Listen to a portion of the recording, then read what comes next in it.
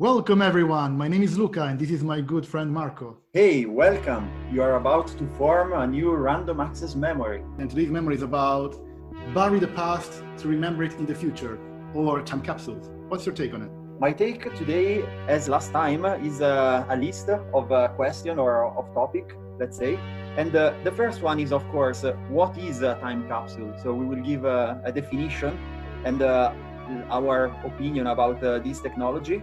Then we will move to the second topic, which is the Arch Mission Foundation, which is a foundation that has as a scope to create a redundant repository of human knowledge all throughout the solar system. So basically with the space probes, etc.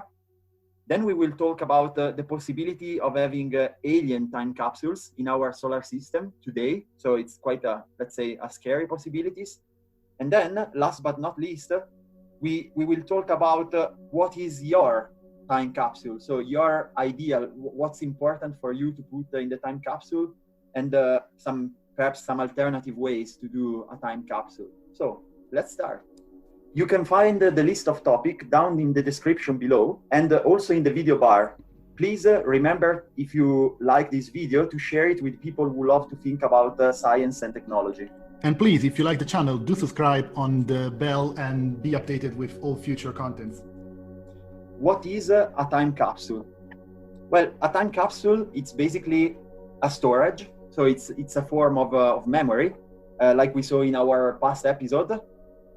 The only difference is that a storage, like it's something that you watch continuously, while a time capsule could be, for example, a box where you put some stuff like photos, personal objects, a diary, for example, or newspapers typically are found in time capsules. You put it in the box and then you either bury the box or you hide it in a monument or whatnot. And you say, okay, this box shall not be opened until 100 years from now, 200 years from now.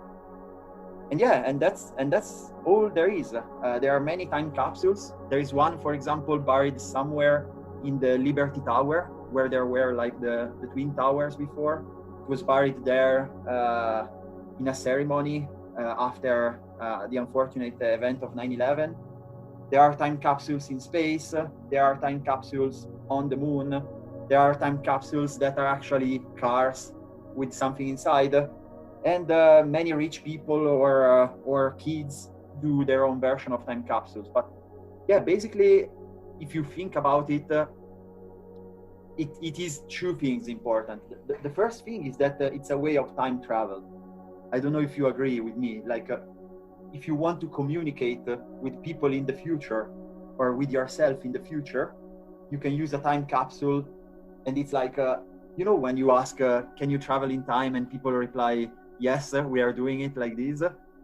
In that situation, it sounds kind of trivial, but if you take a stretch of time long enough, then it starts to become fascinating. Like if you find that a time capsule, it's something absolutely interesting, let's say. But yeah, at the end of the day, it's basically just a form of storage, a form of memory. The only difference is that you don't reopen it, let's say. I think I read some time ago that one of the earliest examples of time capsule was in the US, obviously, because that's kind of an idea they have. Where the most it's only taken a lot of importance. And I think one of the earliest one was in Wyoming, and I think it was buried around 1794, and it was opened in 2014 or something along those lines. And it was very interesting because, as you said, it's a way to travel in time, or more to the point, it's a way to make yourself or a part of yourself survive the passing of time. Be it that you read it yourself in the future or you are being read by someone else. And as history tells us, if you have a written proof or if you have an object of someone or something, that an entity existed in the first place. So if there is anything that you wrote and someone finds it in 200 years, that's a proof that you existed. or it should be. But yes, that's no, a discussion for another day. that's like to really nail down what a time capsule is. You should find the difference between a time capsule and another form of archive. I mean, of course, we don't need a time capsule to know that in 1996 the CD-ROM was launched to the market. Let's say we already know, we have archives for that. The time capsule to be fair, if you think, okay, I'm gonna stretch it a little. To be fair, if you think about it, and that's a real stretch, history in paintings could be viewed as a particular way of time capsule. Although you don't bury it, it's kind of a way to travel into the future from the past and to record things. And in more recent history, I was watching YouTube the other day, and there is a video about some girl that was recording a video for her future self about the 2020 coronavirus crisis, and like that's my message to my future self about 2020. So there are different kind of ways to create a time capsule. Also, I think I know some young kids that try to bury their teeth when they lose it on the ground, and then maybe in a week or something they take it out, hoping to find some money there. It's a variation of putting your teeth under your pillow and find money the next morning. But it's in the culture, in human culture, it's been there for a long while, and I believe even the Romans have buried something that we don't know about. So it's an interesting topic. Yeah, that's the point. I mean, the time capsule is not only storing a memory, storing something, some information, but it's like the important thing is preventing anybody from looking at it before a certain date. Like that's the point, and it has something to do with the way our brain works. Because I'm pretty sure that we spoke about this during the memory episode a couple of weeks ago. You said that, of course, you don't remember everything. Like when you are awake, you see a lot of image, you hear a lot of talks, you read a lot of text every day. But then over time, like all this information becomes smaller and smaller. So like your brain consciously removes a large part of what you've learned, because otherwise you will become crazy. It's like the important things remain, and the unimportant things get sort of weeded out, so to say. So basically, like the idea is that the time capsule also has unimportant things. Like for example, our lives. Sorry to put it in these terms. No, like me and you, we lead a relatively unimportant life, let's say, because we don't do anything special, so we will not be remembered. But if we do a time capsule, somebody in the future might come to know about us and about all the petty things, all the petty details of our life. Like we could, like these very videos, if somebody watch it, let's say 50 years, 30 years, 50 years from now, maybe he will not be interested in what we actually say, but he will be more interested in, let's say, all the details that we give away, like all the details that we give away. Of course, the coronavirus, he will know about the coronavirus because he will find it in history books, etc. And the zombie apocalypse afterwards, I think that's true. Let's hope not that, but yeah, I mean, what will be lost to history and what we need a time capsule for is a context. For example, the petty details about the lockdown that you had, and the petty details about the lockdown that I didn't have because I'm in Sweden, and the petty details about the fact that we started using Zoom. Like there are some very small details that will be otherwise lost, and in a time capsule they will be preserved. So let's move now to the second topic, which is the Arc Mission Foundation. So we talk about all these time capsule that should contain petty things and petty details, but there is also another option, which is like to store history, so to store the important knowledge, to store physics, history, all the human knowledge, let's say, but to store it in case the society collapses, or in case humanity goes to extinction, and we hope there is something else intelligence in the future, let's say, that can take the lead, and so we make a time capsule for them, basically, so for future humans. Which is an interesting assumption. We have a couple of assumptions here that are interesting. One is we assume that whoever finds this kind of information is able to read them, for once. That's kind of a big assumption. The second assumption is you're assuming that if humanity dies or something happens, there is another branch of humanity that picks up whatever it sent. And the third is, don't you believe that if, let's say, another race find our information, maybe they will find that the whole knowledge of humankind is what they study in kindergarten, for example? So, a lot of big assumptions here. Yeah, well, you put a lot of meat on the fire, let's say. Well, in terms of they are able to read that, yeah, this is definitely a very big assumption. But I think if they are smart enough, they will eventually figure it out. I mean, imagine that you arrive on a planet and you find a time capsule, and this time capsule is written with a completely, totally unknown language, or not even a language, like something that maybe looks like math and it's made with pictograms. I mean, like like a Japanese, Chinese mathematical symbols mixed with, I don't know, diagrams and emojis. Yeah. Okay, I see. Yeah. I mean, what you describe is still pretty close to the languages that we have on Earth, because in fact you cite two languages of Earth and emojis, which are also used on Earth. And I mean, as far as you know, because who knows, maybe there is an alien race that uses the emoji for poop face as a symbol, You never know. Maybe the poop face means I. You never know. No, but aside this, I mean, I think that if you store enough information, eventually they will figure it out. If you store metadata on the data you're storing, yes, it should be kind of easy. Or not like, I don't know if you remember how they translated Egyptian using Greek as a base. The Rosetta Stone, where you have Greek and Egyptian, and it's the same text, so you can kind of infer what it means. If you know one language, you can infer the other language, because it's the same text, so you can make comparisons and whatever. So if they store enough metadata, it should be possible. But the thing is, for Rosetta Stone, the metadata was a human language.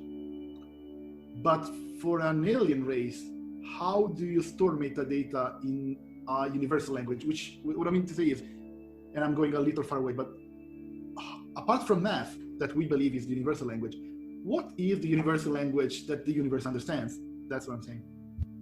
Yeah, I mean, that's of course you could use like usually the scientist. Another good example of time capsule, by the way, is the Voyager, the two Voyager space probe. They have a lot of information about human civilization and about history and music. They have a track from the Beatles, I guess, but. Yeah, this is like they intend to use, for example, the frequency of hydrogen in the electromagnetic spectrum. Like, they intend to use something that should be known science also to other intelligent species. But so something that is not human related, something that is not really human related, but it's nature observed. That's what you're saying. So something that you could observe without the let's say perspective of a human mind. Okay, exactly. I see your point. That is very difficult. It's very difficult. But I mean, for the Voyager and for the hieroglyphs, the Egyptian hieroglyphs, the point is that you have snippets of information. So you don't have a lot of richness of the information. So you have a few kilobytes. Let's put it in these terms. Like, you have Egyptian hieroglyphs. You probably, maybe now I'm saying like something outrageous, like please somebody check me. But I'm pretty sure if you take all the ancient Egyptian hieroglyphs that have been found, they probably easily fit on a CD-ROM. Like if you translate it into English and you encode it into a text file, let's say For a younger audience, CD-ROM is what a USB key was a long time ago when dinosaurs were still working on Earth, and that was what we used. Yeah, exactly. The dinosaurs, instead of the USB key, they used the CD-ROM. I don't know why today I have my CD-ROM in mind, or I know. And here it comes. Like the Arch Mission Foundation basically store extremely large repositories. So like they have a lot, like they have these 5D disks. Entire kilobytes of data. No, I'm joking. No, I think they have the ability to store terabytes of data for billions of years. You know, like it's a type of technology. There is also actually, sorry to, how durable is the medium that you use to keep track of information? As in, CD-ROMs, again, for old timers, has been proven to be resistant, but not in the hundreds of years kind of timescale. So how do we expect to be able to store digital information on a medium and maybe open it in 300 years? Considering that when you put a time capsule somewhere and you close it and seal it, whatever, it doesn't mean that the geography of the place you put your box in, whatever the box is, has a good weather. Let's say humidity may be high, it may be hot or whatever. So how do you think we are able to store reliably information that last for, I don't know, a couple of hundred years or whatever? Well, a couple of hundred years would be very, very short in terms of the solar system lifespan. Like we need, of course, to store things for billions of years.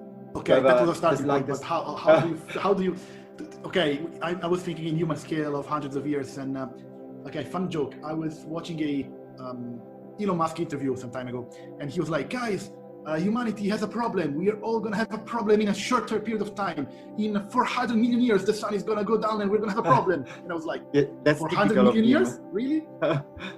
That's typical of him. But yeah, let's say one of the repository is in fact in the Tesla Roadster that is circling the sun, you know, like one of the repositories from this Arch Mission Foundation.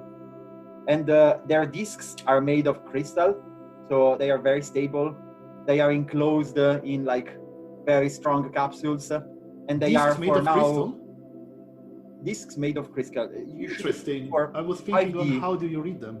5D discs. They have a couple of technology. There is one is Nano Archival. It's a company.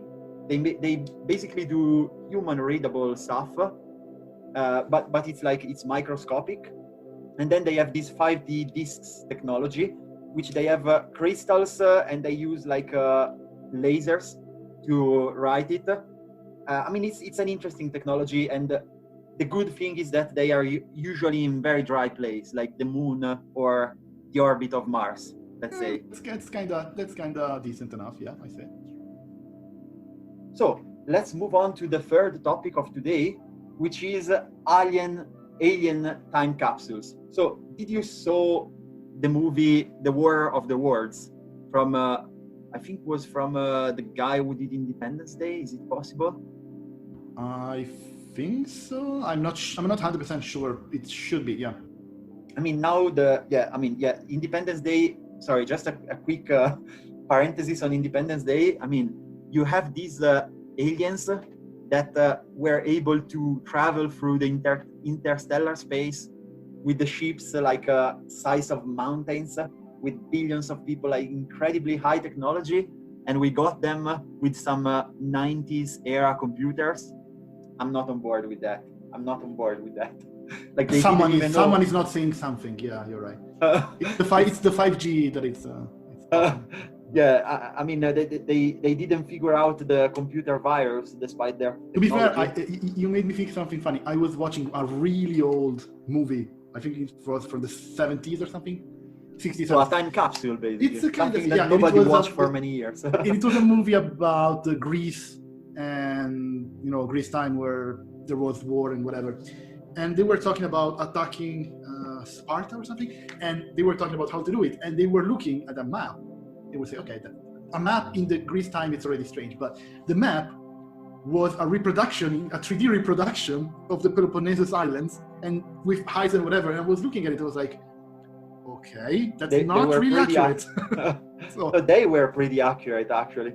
But yeah, I think the movie that you watched itself was a time capsule because nobody probably saw it before you for many years. So yeah, it was I think so, and I think nobody saw it afterwards as well because it was a very bad one. But so if I watch it now, it will be again a time capsule. But yeah, let's go back to the alien time capsules. That it's not this movie. I hope so. Otherwise, for some people, pyramids are partially or potentially a time capsule from a alien race that put them there a long time ago for any amount of reasons. I'm not saying that that's right or wrong. I'm just saying that that's one. Or for example, the Stonehenge, perhaps. Stonehenge, for example. The other one is the island of Easter Island or something. When the faces were put there, there is some talks about a undersea city that is kind of impossible to be built by human standard even today. That is there. There is also the Nazca line, like somewhere in I think it's in Mexico. There are these lines. Like these are like basically pictures, but you can only see them if you have an airplane or a satellite, and these are very old. And one of them even seems to depict an alien. And some of them also have Trump face, but that's another story. I know what you're talking about. It's how the aliens look like. Maybe it's I don't know. I don't know. Some people say that that's really human-made. Some people say that that could potentially be alien-made. But what I was saying is there are places under the sea where you are able to see that they built a place which is kind of impossible to do even with today's technology. That it's almost like a landing place for something. There is actually an anomaly in I think it's called the North Sea anomaly, and it's a rock. It's just a rock, but if you look at it, you say, okay, that's a crashed UFO. That's not a rock. That's a crashed UFO. I will put the Wikipedia page for the link in the description below. It's pretty interesting. But yeah, I mean, the idea of an alien time capsule, it's really fascinating. I mean, it's scary for one side because it could be used as a weapon against us, but it's also fascinating because it could tell us something. Like, just imagine, for example, you know what is a Trojan satellite of Earth?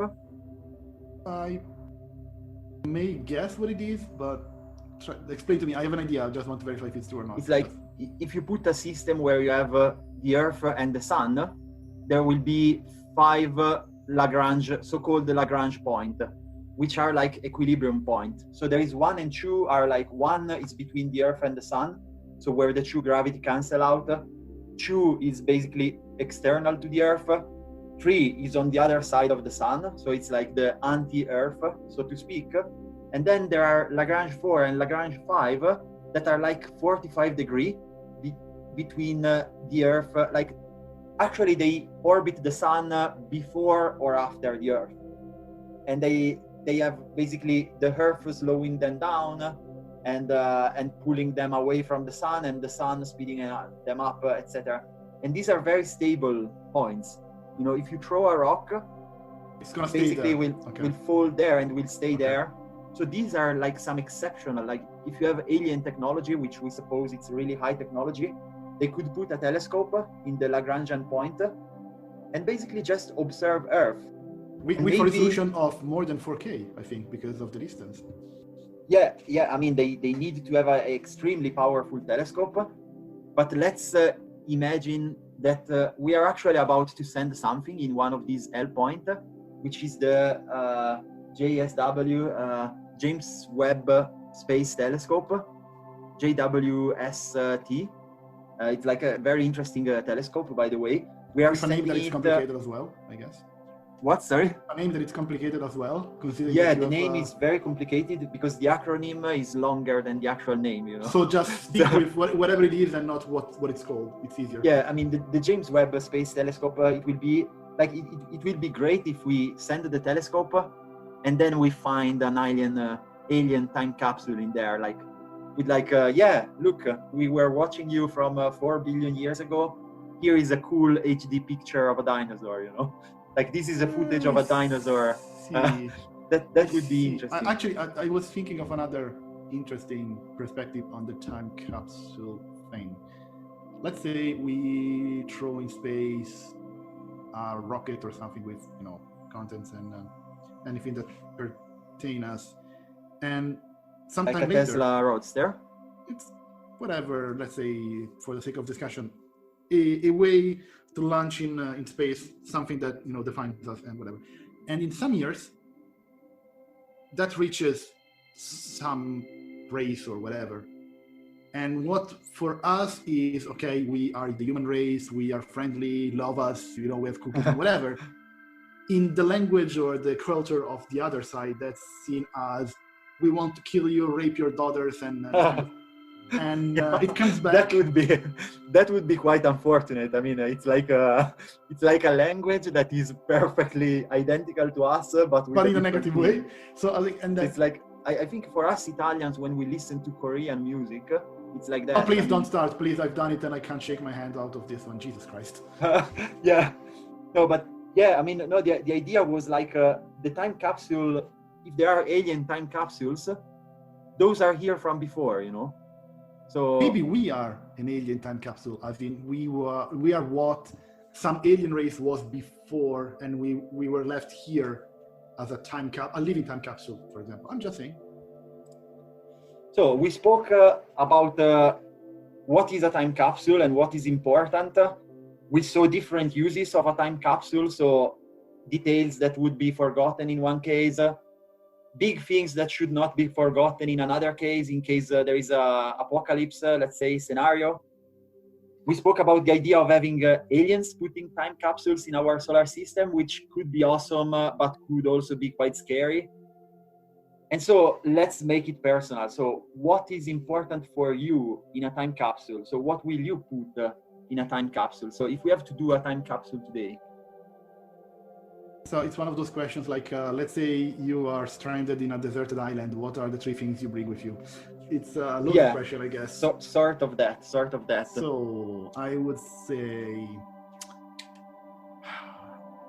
I wouldn't put books because they would, be preserved for a long while, but they would have to be not enough. So I would have to be selective. So I would say the main thing would be an ebook reader with a way to generate the charge manually, such as a USB charger and whatever, but with the cable connected to something that you can use yourself to produce, like a bicycle or like a dynamo. Some way to not depend on even a solar panel or something. Some way to not depend on electricity and such. That would be the first one. The other one. But what is inside the ebook reader? I mean, the ebook reader, it's like a container, So I'm asking you, what will you put in a container? And you said another container, basically. No, that's one set of things. And I would say as many books as I can store there. So that's interesting. And another one would be a book about logic and a book about puzzle solving, for example, just, to be able to train your mind muscle, which is always nice. Actually, your time capsule looks like, okay, when I will open this time capsule, humanity will be completely fucked up. I want to have a power source for my ebook reader. It sounds like it, right? Something to do, And something else, an album of photos of, friends and family and whatever, in case I get Alzheimer and I start to forget about them. I'm always positive today. And what else? Oh, a book about a book of my grandmother recipes for food, which is always, difficult to remember, but nice to have. And what else? I don't know, maybe my first bank account deposit for my first job to remember that I made it. That's interesting as well. A gun to be able to defend the capsule. And I don't know, for the moment, those are the first. So you will be in the capsule, basically. No, if somebody open it before the date, it will be shot dead. Let's say. Exactly, like a trap or something. And that's, that's my positive thinking today. Maybe I didn't have enough sleep or too much coffee, but that's my thinking. No, actually, I mean, my like, you kind of surprised me with your description because it's not what I was expecting. I mean, I was more connecting to the idea, like we should be able to transfer something that is unimportant and it will be otherwise forgotten. But yeah, you went more on the arch foundation side. With this climate, You know, with this climate thing, okay, for anyone that's listening after in 2021 or whatever, with this coronavirus and shit, it's not easy to think positively about stuff. So that may have influenced my, my ideas. Yeah, no, one thing that I would like to do, actually, a sort of time capsule, like I give some information about the insider community of YouTube. Like you can schedule a video for the future. So it's like you put it on and it remains private and you schedule it at a later time, let's say. Not like we do every Saturday. Yeah, Sunday. I mean, that's not how we do it, right? Yeah. This is exactly how we do it. But it would be interesting to subscribe to your own channel, and then you can schedule the video for the 21st of June of 2030, and you just give your own message, like you talk, you just describe your last week, what you did in your last week. So I woke up and I had coffee, I had breakfast, I went to the bathroom, take a shower, and then get out and enjoy the sun. And then you are basing your assumption on the fact that by 2030 YouTube will still exist. YouTube, not YouTube itself, but the servers where your cron job is, inputted are still gonna be alive, and the task is still gonna be set. I think so. Yeah. I hope so, but again, it's a relatively short period of time, so it should be safe. Yeah, I think 10 years. I think 10 years is feasible, actually. It's a decent amount of time, but not enough to be, unless a nuclear apocalypse happens between now and then, we are all dead. That should be safe enough to bet. But I would say maybe 20 or 30 years. That's gonna be a little more problematic from your future video kind of publishing thing. But yeah. Yeah, I don't know. But I have to tell you that when I was thinking about this, I just type Fermi paradox on Google, and then I went to search a video between 2009 and 2010, so exactly around 10 years ago. And that was a sort of time capsule, because one of the channels that I found was a pretty big channels, but those videos were so old, like the actual guy looked really younger. Like you could see the difference, like between the guy today and back then. And but if he was in his mid-20s and now he's in mid-30s, I would guess that's plausible. If you are a little down the line in the human life perspective, I guess between 40 and 50, it doesn't change a lot. That's what I'm saying. I don't know. I'm afraid. We are getting in the sad quadrant again, but I'm afraid you change even more, between 40 and 50, then, no, maybe 40 and 50, no. But 50 and 60 starts to be fast again, It's like a parabolic. You are born as a little kid and you go as a little kid. So, yeah. So it's time to say goodbye. Thank you for staying with us. Thank you very much. We wish you a happy week. And to see you next week with a new random access memory. Stay frosty and safe.